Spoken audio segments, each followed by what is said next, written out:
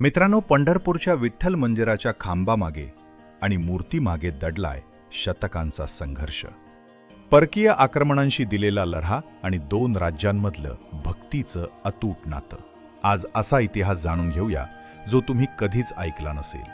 पंढरपूरचा सर्वात जुना उल्लेख आढळतो थेट इसवी सन 516 मधील राष्ट्रकूट काळातील एका ताम्रपटात. म्हणजे हे क्षेत्र किमान 6व्या शतकापासून अस्तित्वात आहे. आज आपण जे भव्य विठ्ठल मंदिर पाहतो त्याचा अधिकृत इतिहास 12व्या शतकापासून सुरू होतो.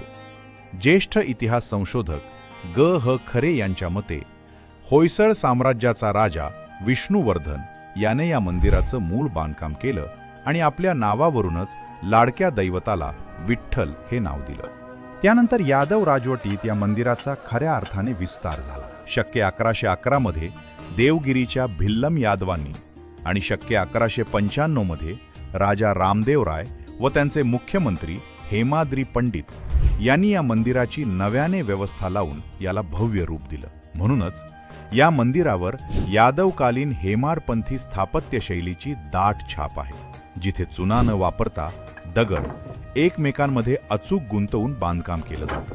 मंदिराच्या महाद्वारात आहे पवित्र नामदेव पायरी. आत गेल्यावर दिसतो 16 दगडी खांबांवर उभा असलेला 16